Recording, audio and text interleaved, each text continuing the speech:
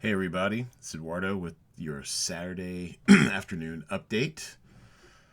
And it's going to be an interesting weekend. That's all I have to say. This is the box office report, our homepage. As you can see, the current standings. Currently, the Roan with the early lead. Up ahead of me, Swag Official, about 31 points.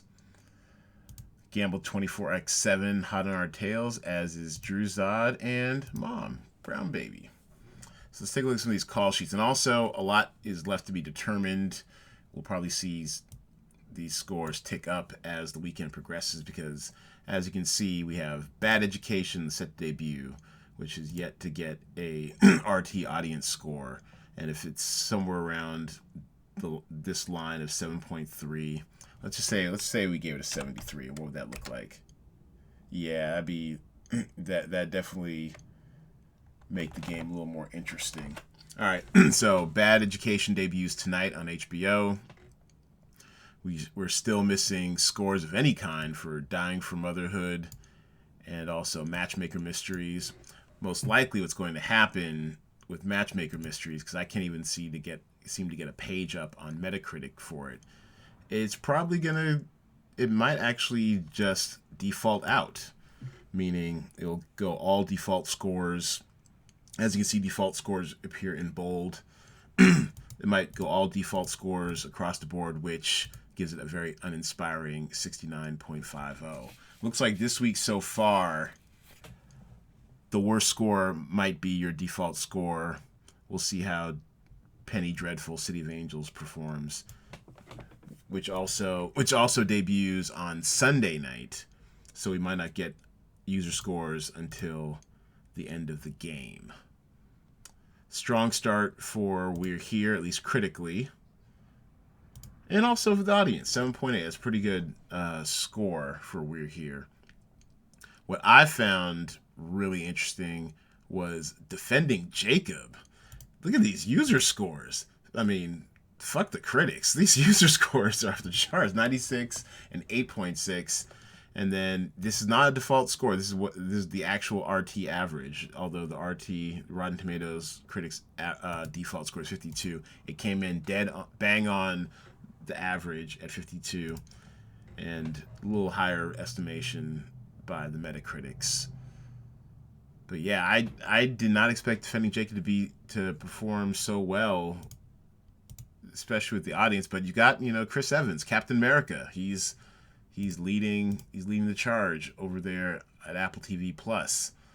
Only 635 user ratings so far. We'll definitely see that number grow throughout the weekend. I would guess. Well, actually, you know what?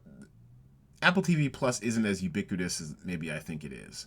So maybe it might be shy of 1,000 by the end of the weekend as far as user ratings go.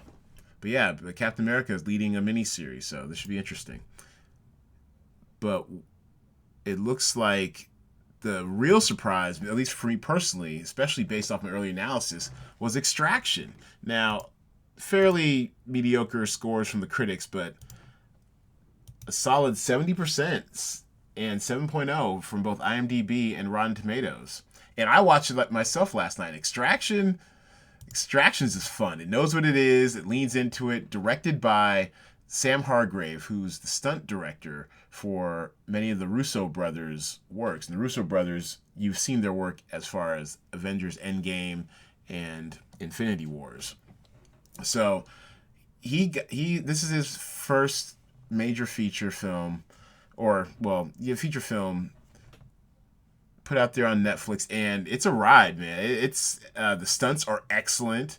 The hand-to-hand combat, the stage combat is awesome. Chris Hemsworth really leans into the action. It's totally ludicrous. You can't take it seriously. Like, at one point, he's got his arm in a sling, and then 20 minutes later, it's like he's magically healed and just shooting people up and stuff like with both hands. It's crazy, but I highly recommend if you're into action. The emotional stakes are fairly low. It's not. It's not really going to stress you out. The action's so intense at times I was laughing. So you'll have a good time with Extraction on Netflix. So that really surprised me. I gave it myself an 8.0, as you can see here. I give it an 8. I really enjoyed it. So yeah, so definitely check that out if you got time this weekend. And it's going to come down to the wire. Like I said, we have some experiments this week. This doesn't debut until Monday, so it'll be interesting to see what scores, if any, we get from like a late Sunday night release on Quibi. And same thing for Never Have I Ever on Netflix. That comes out technically on Monday, but as we know, it'll debut midnight Pacific time, late Sunday night, early Monday morning on Netflix. So, trying stuff out, seeing what works, what doesn't work as far as building up our talent pool goes. And sneak peek, talent pool's ready. We got a talent pool already for next week, but we'll go into that on our final preview, or on our recap episode, and our look ahead for next week. But yes, I've been doing my homework, getting the talent pool ready for you guys for next week. Very excited. All right, so let's take a look at some of these call sheets real quick. We'll start with the leader, the Roan. What are you doing right, Henry G? Friend of the pod. And yeah, he's headliner heavy. 8 headliners. Well played. Well done. 8 headliners and a nice balance between... Oh, that's right. This is the one I called the Noah's Ark. Everything here is in... Oh, no, I'm sorry. That was someone else's. But it looks like he has a lot of pairs. He's got a pair of Defending Jacob headliners.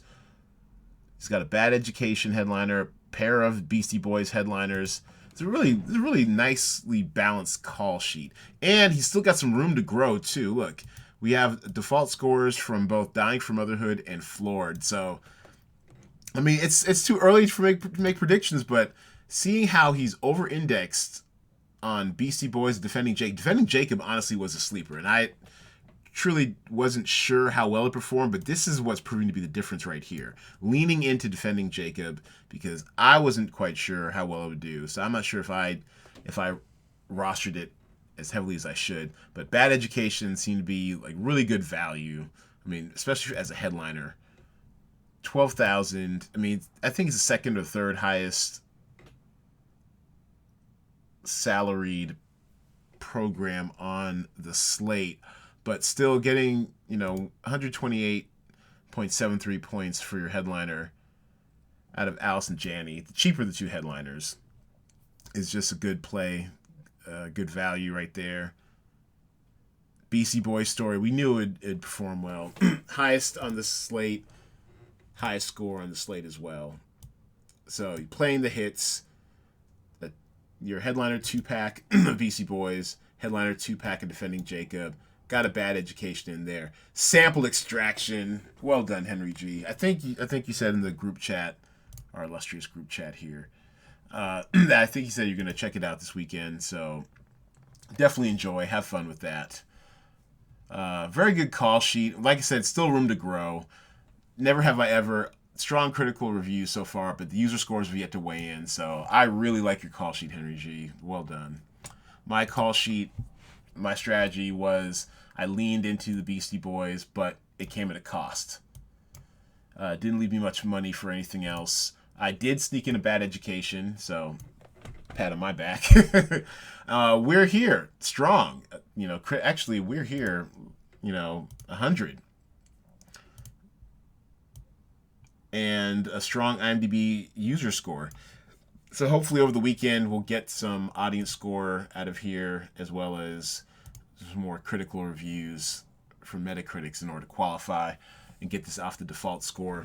But, my theory is documentaries tend to do well. I've started to make the shift with my own with my own talent pools and salarying heavier some of these documentaries. Since it was on HBO and the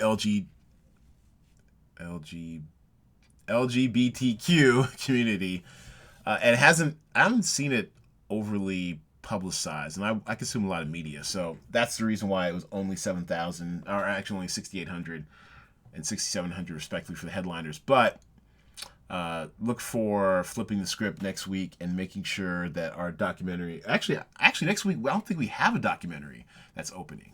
So it'll be interesting to see how that all shakes out with the talent pool next week. So I lean into documentaries here. As you can see, I think I did the full pad. I think I did a full stack of We're Here. We're Here.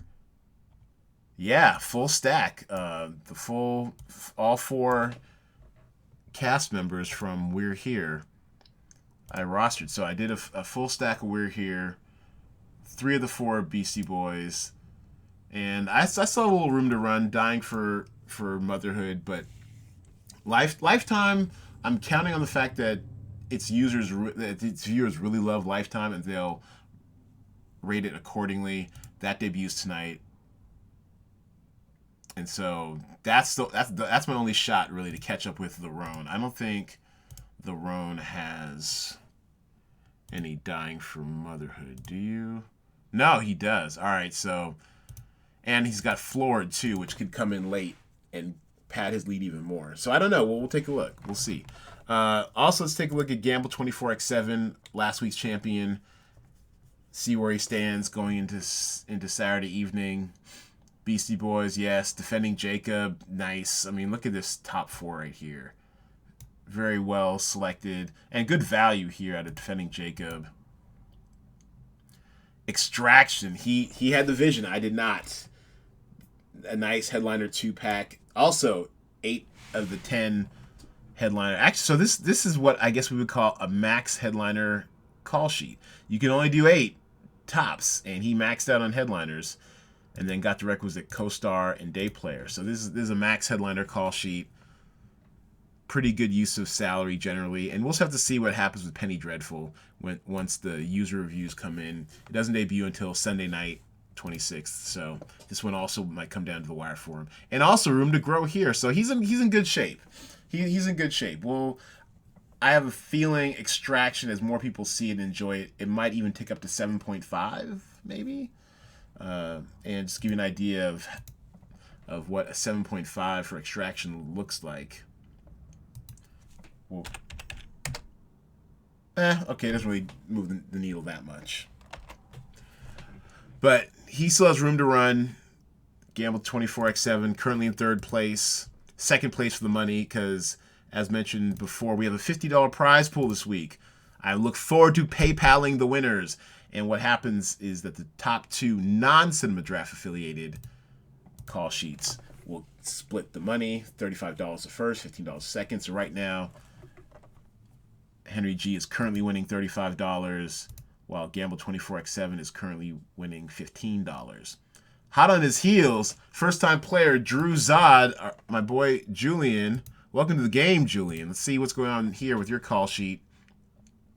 Yes, nice. Defending Jacob, Bad Education, Defending Jacob. And actually, you know what? I apologize. I think I might have given you some shit for your call sheet as far as not having any documentaries on here. But if honestly, if you had even one BC boy here and you left 7,000 on the table, you probably could have